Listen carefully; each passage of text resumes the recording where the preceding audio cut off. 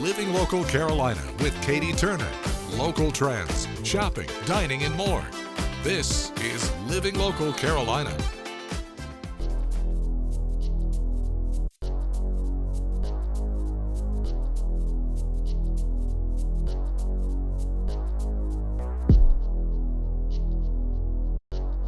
Well, guys, welcome to Georgetown, South Carolina. Today I'm at the Gullah Museum and I'm joined by Beatrice. Thanks for having me. Thank you for coming. Let's get into it.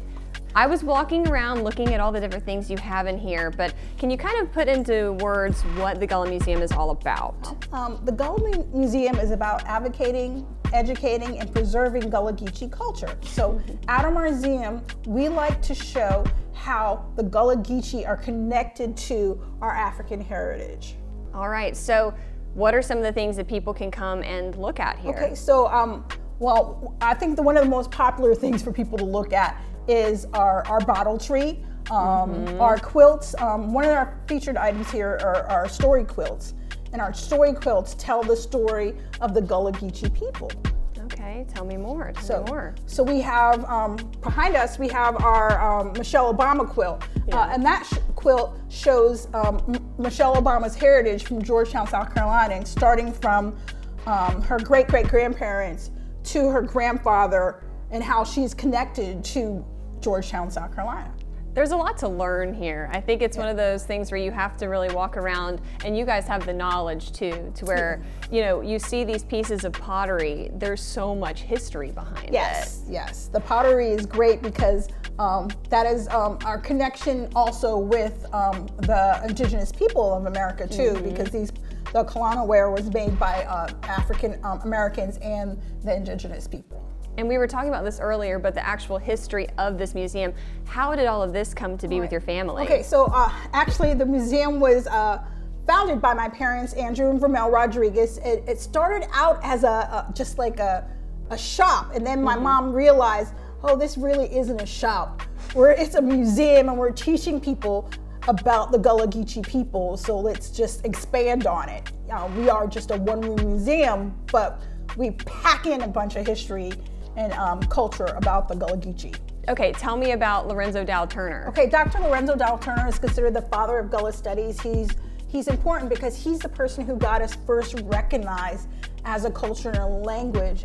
His most important work, of course, is he was able to prove that Gullah was a language, because Gullah is a Creole with, it's an English-based Creole with African vocabulary. We have 30 different African languages in our vocabulary. We also have French and Spanish, and it also includes African syntax and grammar. So that was really important, because people before that thought we were just talking gibberish or baby talk or broken English. But not at all. No, it's a full language. That's so cool. Let's talk about food too. Oh God, Gullah Geechee food. Man, what can you say? Yeah, I mean, a lot of food that people think of as low country food is actually Gullah Geechee food, like she crab soup, shrimp and grits, red rice, chicken plow, chicken bog. I mean, we can go on and on about Gullah Geechee food and its influence in American culture and Southern culture. And music as well. Oh, right? yeah. I mean, music, you know, the Negro spirituals that were first recorded were all recorded in Gullah Geechee communities in Georgia and South Carolina. Some songs that people think of as just, you know, regular songs, like the song Kumbaya, that is a Gullah Geechee song. And I did not know that. Yes, and it was the first recording of it was in 1926 of a Gullah Geechee man in Georgia. Wow. Michael Row Your Boat Ashore, that's a Gullah Geechee song. Yeah, very cool.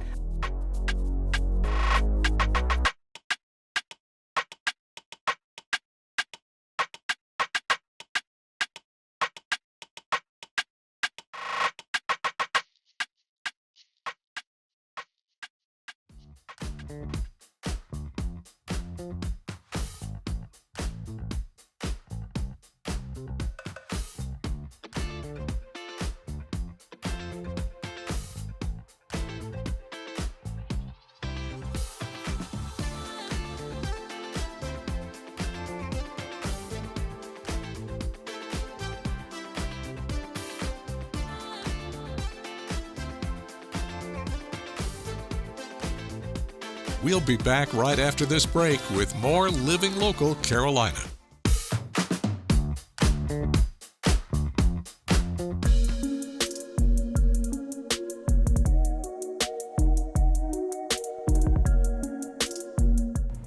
Well, thanks for joining us today on Living Local Carolina. I am at ESA Fitness Club with Terrence. How are you doing this morning? I'm doing well. How are you? I'm doing great, and I have Good. some questions for you. All right, I'm ready to answer. First question, what does ESA stand for? ESA stands for Enhanced Speed and Agility. Okay. Yeah, so most people come to me to get faster, to get more agile, to have more mobility, and more explosiveness. So Love yeah. that. Well, give me a little bit about your background. How did you get into this? I got into it after I was training for the NFL, and I had a trainer in college. And then I went up to Maryland after I played in the All-Star game my senior year, and I trained with Vernon Davis trainer, and it kind of opened my eyes to a lot more different style of training than what I was getting in college. Interesting. And then I was in the CFL in rookie camp with the Montreal Alouettes, and got cut from there, came back home, and started coaching and started training some kids. I put a speed and agility clinic on, got it sponsored, had about 40 kids come out. It was amazing. Wow. And I was like, okay, I like it a little bit. Yeah. And then I just opened a facility with about 4 or 5 clients, $1,000 in a 1,000 square foot facility. And that was here we 12 years ago. Yeah. Wow. And now I'm here. Now we're here, and what is this location? It's pretty prime, man, I gotta say. Yeah, it's so this is downtown redevelopment zone, okay? Right, smack dead in the middle of downtown Myrtle Beach is Yeah. 515 9th Avenue North, and I've been in this building for about a year. Okay. So I decided to come down here, one, to be a part of the community, be a part of the redevelopment and all the stuff that's going on downtown. So I just, took a risk, and so far it's been pretty good. We got a lot of neighbors coming down on this street, Yeah. and I like the plans that's what's happening down here. So I just wanted to be a part of some growth and be on the beginning of the stages, and that also actually ask what we think and what we want to do, and so it's pretty cool. Love it. Yeah. Okay, who's the typical client that you see on a daily basis? I know that you have all these different sports painted up on the wall, Yeah. which he did himself, by the way. Love that. Yeah. A typical client is a high school and a middle school athlete. I do some 4th and 5th graders. I kind of start around 10 years old. That's kind of like my stopping point. Yeah. I've had some 9-year-olds that were pretty mentally there, that can stay locked in the whole session. And then when the seasons kind of change, I get my college guys and girls coming back in, and then I get some of my professional athletes, they'll drop in. I can't just rely on college and pro athletes, because their seasons are longer in at school, but most of my clientele are high school and middle school athletes, so we're trying to build them up. But the key is catch them in middle school. So by the time they get to high school, by the time they're juniors and seniors, they're 10 times better, and to give them a better chance to either go to college or make their varsity squad. Yeah. So that's the typical. And I also do adult personal training as well. So in the morning times, that's what I spend my time with doing. I think a lot of people wonder where these great athletes come from, and I think a lot of times this is the thing that really makes the biggest difference for kids.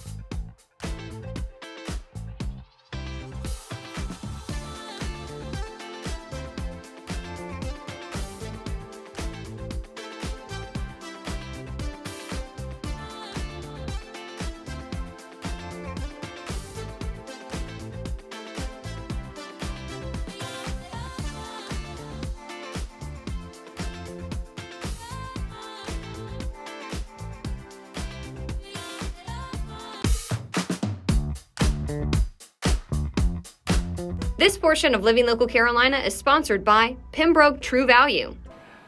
Well, welcome back to Living Local Carolina. Today we took a trip and we are at Pembroke True Value. I'm joined by Lindsay, the general manager here, who's going to tell me all about this place and all the glorious things we have to offer. Well, yeah, we are here, Pembroke True Value. My name is Lindsay, and it is a community store in the truest sense of the word. Our father and mother started this in 1958. Wow. We're second generation. We've been at it a long time, and shopping local it's just necessary for small towns. I mean, it is such a key ingredient to the growth, to the connectivity of why small towns are special. And we've had tremendous support through our 60 years, and we really need that to continue. Our store needs it. Every store in a small town needs it. Pembroke's no different than all the small towns around us. We need people to support and shop local. It is extremely important. I agree. We love that here on Living Local, obviously. But what can people shop here? Well, our store is a big store. Really, it's a home center. We are affiliated with True Value. And if we don't have it, there's a good chance you just don't need it.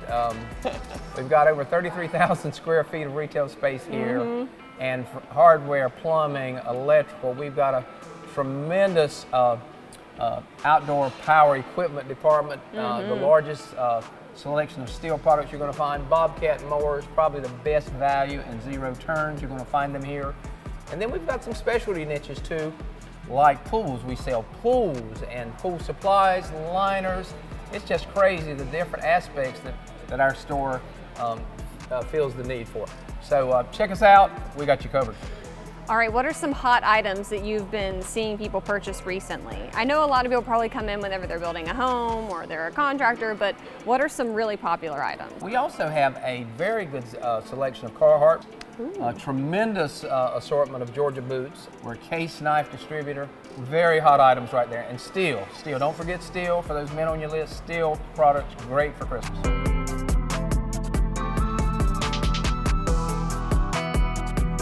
This portion of Living Local Carolina was sponsored by Pembroke True Value. All right, guys, we have quite a treat today. I'm at R&R Dance Studio and I'm joined by Ro. How are you doing? I'm great. How are you? I'm so excited. We're going to be doing some Latin dance today. What are we trying? We're gonna do bachata. All right, here it is, folks. So this is gonna be kind of like your base whenever you do any kind of bachata dance. You're gonna kind of feel the same thing, yeah? Here we Okay. go, ready? 5, 6, 7, 8, 1, 2, 3. 5, 6, 7. 1, 2, I always want to go back. 5, 6, 7. Here you go. 1, 2, 3. 5, 6, 7. 1, 2, 3. 5, 6, 7. 1, 2, 3. 5, 6, 7. Nice. 1, 2, 3. 5, 6, 7. 1, 2, 3. 5, 6, 7. 1, 2, 3. 5, 6. What do you do with your hands? 3. You just leave them where they are, so that way I can pick them back up once we get back around, yeah? Just like when I leave this, you just leave it where it is. I'll pick it up. Okay. Yep.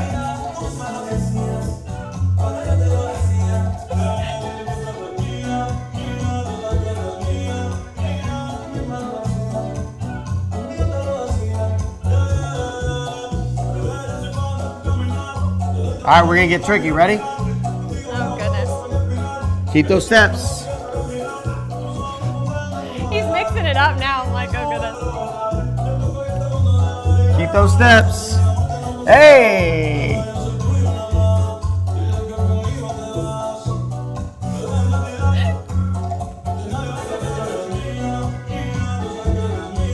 Stay. Keep going. Okay.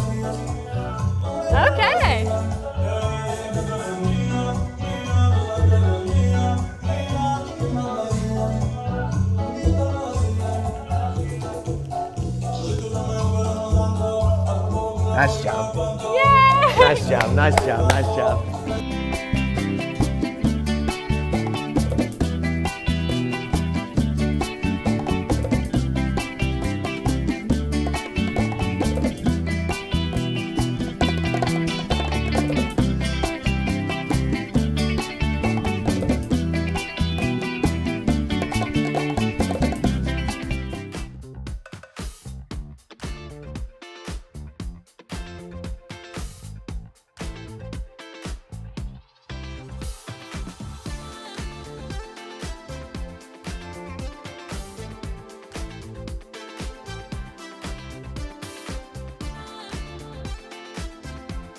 We'll be back right after this break with more Living Local Carolina.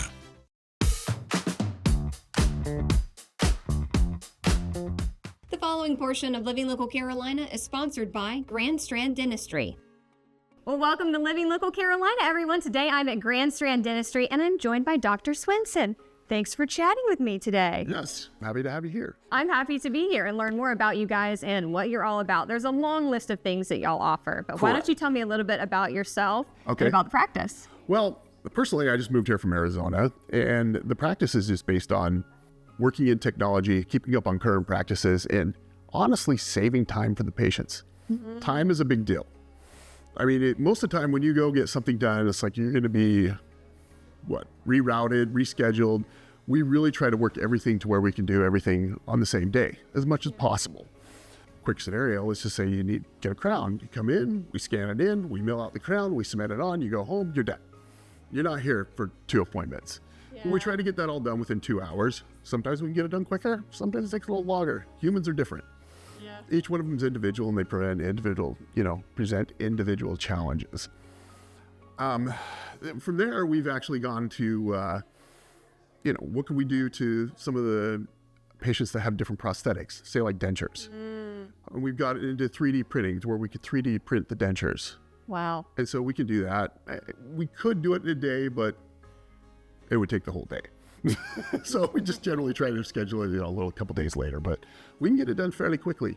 And the accuracy and the things that we can do is much better because we're able to use 3D technology to line everything up and also just create a better fit. Yeah. And, there's still discrepancies with each individual, but it does a much better job than we were able to do before. From there, we've gone to different CAD/CAM techniques for different milling units and bigger prosthetics and things like that. That just gets really technical. So I was going to say, the viewers may not know all these terms that you're saying. No.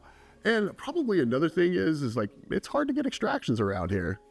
Dr. Armstrong and myself, we're old. We started out doing extractions and that's what we do. We do a lot of extractions. So even sometimes if you don't want to be awake, we can schedule an anesthesiologist to come here and get your extraction done.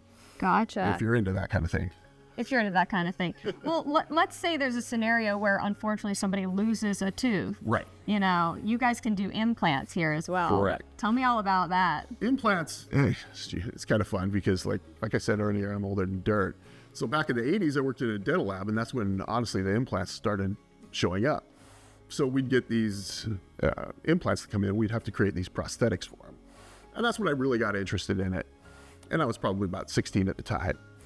Wow. So from there, I picked a dental school that allowed the general dentist to place implants at that school, Creighton University, at that time. And then from there, I've just learned more and more and more and more as time goes on. And there's just so many applications for implants. I mean, most people are aware of what they can do, and it's really exciting. Well, how does it feel whenever you have a patient that comes in and they, were experiencing pain or they lost a tooth and you guys were able to give them their smile back? Well, let's back that up. First thing, they're coming in pain. So the first thing we want to do is get them out of pain. Yeah. Okay, that's the first thing. It's like people come to the dentist and a lot of times they're not in good shape. Yeah. So, we'd get them out of pain, get rid of the infections, and then go on to the restorative part. Give them their smile back. So many people are walking around with bad smiles and they don't like it. It's self-conscious. I mean, they just, they don't know it, but everybody looks at your teeth. It's true. And they don't know they do it, but everybody does it. But we're able to do that, and a lot of people, some people, you give them their restoration and they cry, but that's exciting, and that's nice as well. All right. Well, I appreciate you chatting with me, letting me know a little bit more about Grand Strand Dentistry. So if one of our viewers is watching right now and they want to learn a little bit more about you guys, where can they find you online? GrandStrandDentistry.com. This portion of Living Local Carolina was sponsored by Grand Strand Dentistry. Don't forget to like our page on Facebook and follow us on Instagram and Twitter. How to use the QR code. Just open the camera app on your smartphone, iPad, or tablet. Point your device at the QR code so the QR code appears on your screen. Your device will recognize the QR code and show you a notification. Click that notification and you'll come to our website.